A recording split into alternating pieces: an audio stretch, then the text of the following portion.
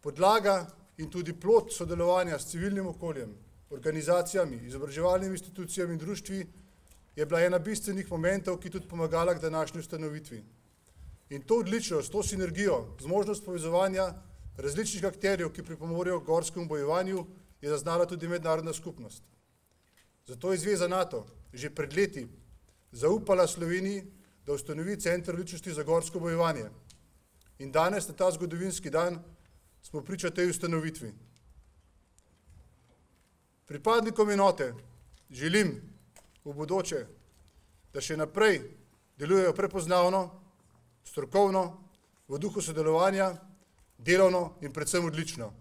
Naj posebej izrazim veselje, da ste z nami danes vsi tisti, ki ste leta dolgo spremljali nastajanje tako gorske šole, kot tudi prepoznavnosti Slovenske vojske v gorskem bojevanju. In pomembno je, da imamo v tem trenutku ob sebi ljudi, ki to razumejo, ki so to gradili, spoštovali, podpirali, ki so to znali predstaviti tudi v mednarodnem okolju.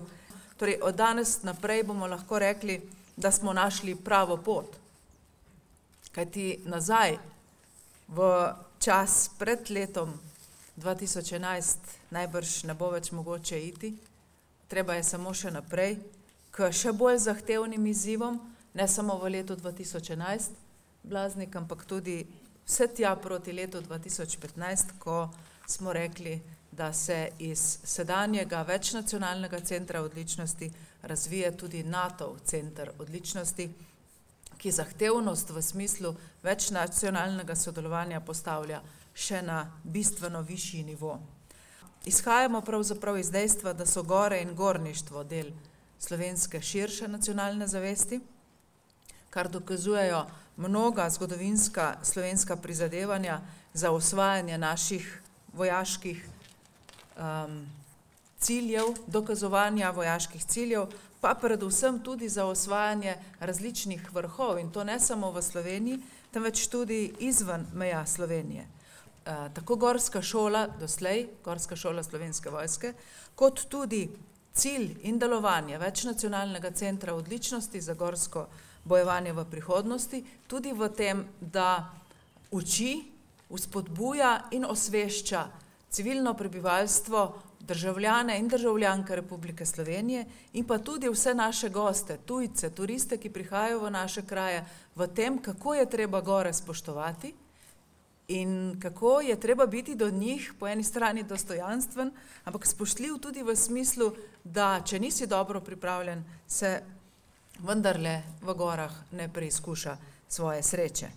Te dni nam Slovenski vojski in Ministrstvo za obrambo nekateri učitajo, da uničujemo okolje, da ne skrbimo dovolj za okolje in pri tem zanalašč oziroma namerno spregledujejo dejstva o visokih standardih skrbi za okolje, o visokih standardih spoštovanja okolja.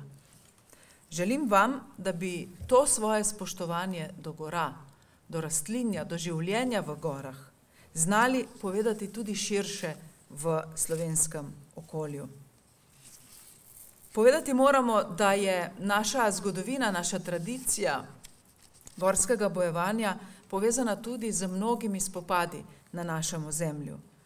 Skratka, imamo kar veliko tudi že vojaških bojnih izkušenj iz gorskega bojevanja na naših tleh.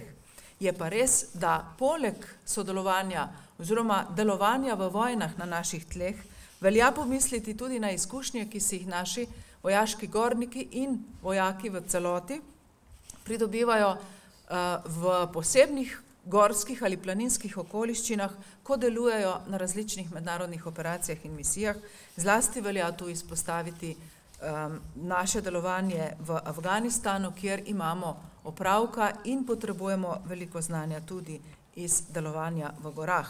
In ker so z nami tudi kolegi iz sistema varstva pred naravnimi in drugimi nesrečami, je prav, da povemo, da znanje, ki ga imate gorski gorniki, vojaški gorniki, to vaše znanje potrebujemo tudi takrat, ko skupaj s policijo in skupaj z gorskimi reševalci in našimi zdravniki rešujemo oziroma rešujete življenja naših turistov oziroma obiskovalcev gora. In vse to delovanje, sodelovanje z tujimi vojaškimi gorskimi šolami, pa tudi torej delovanje v tujini in doma pripomore k velikemu znanju in tudi k velikim izkušnjam, ki jih imate. In so sedaj podlaga za to, kar smo rekli, da bomo delali poslej oziroma nadaljevali pravzaprav, in to je, da vzpostavimo dober večnacionalni center odličnosti za gorsko bojevanje. Skozi ta center odličnosti boste, spoštovani vojaški gorniki, pokazali en pomemben del slovenske vojaške in siceršnje narodne zavesti. Skrb za gore, spoštovanje gora, in to pomeni spoštovanje do bistva slovenske narave. Hvala, gospod ministrica, za zbrane besede.